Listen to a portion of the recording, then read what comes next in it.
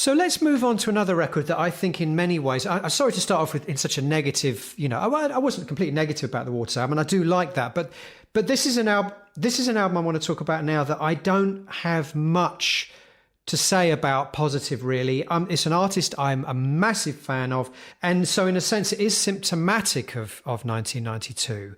It is too long, but it's also a bit bland by his standards, and I'm talking about Peter Gabriel's album from this year, Us, which I suppose also suffered, correct me if I'm wrong, this is the proper follow-up to So, isn't it, which was a massive mainstream, commercial success. So this, I guess, also suffers a little bit from being the belated follow-up to a massively successful, commercially viable experimental art rock pop record. Sell this record to me, Tim. I think you're a bigger fan of this record than I am. I'm not a fan. Once more, it does suffer, as we said. It's 50. Let me look at this one now. I've got my little chart up. It is 58 minutes long. And I think it's probably 10 to 13 minutes too long. I think that judiciously edited, this could be one of the best Peter Gabriel albums. I think that it is.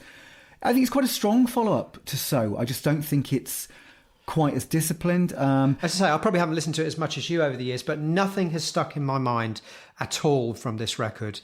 I vaguely remember the singles, which I'm not a fan of, Kiss That Frog, and so I'm not sure that I can agree with you there. But anyway, carry on. Yeah, I'm actually getting it up on my computer now. So you can't remember any of the songs either, can you? Without looking, okay. Give me a song. Give me a song without looking. You've looked now, haven't you? Well, Steam. I just said that one.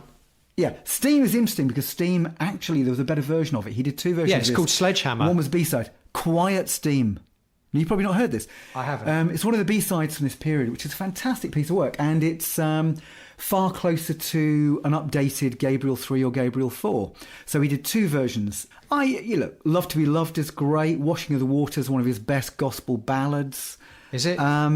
I think Secret World, the closing track, is incredibly affecting. I mean, one argument I would have with Peter Gabriel, which you'd probably disagree with, is that he's never made a bad album. This may be his worst album. True. But it's actually still consistently interesting. And I also think it was perhaps too dense a production. I think at this stage he had his new studio, and it was a bit like, I've got 199 tracks, and I'm going to use every single one of them. Yes, but you could level the same accusation at Up, which is another album that's very, very overproduced. Some might say overwrought, but I love that record because I think the material is much stronger. And I think so. I would kind of agree with you. I think there are two problems with this album. Firstly, the length, but the second problem, I say again, is that it suffers badly from being clearly an attempt to recreate the commercial magic and appeal of So. And I think by the time you get to the next album, Up, he's kind of, in a way, because Us wasn't a big success, he's kind of gone back into his Peter Gabriel world where he's like, you know what, I don't want to be a pop star anyway, I'm just going to make an amazing record again. And I think this album does suffer. Well, I think this also had the misfortune of coming after Passion, which I think is one of Gabriel's most underrated Love that albums. record. Yeah,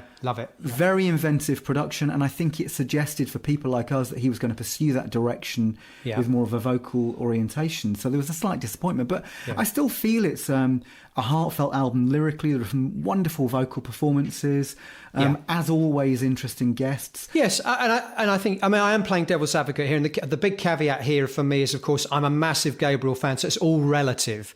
And so when I look at his catalogue, it's a consistent string of incredible records, masterpieces, I would say. Passion is a masterpiece. So is a masterpiece in its own way. 3 and 4 are masterpieces. Up, I think, is a masterpiece. So this kind of pales. So it's all relative. It pales in comparison for me. But you're probably right. It has its strengths too. Yeah.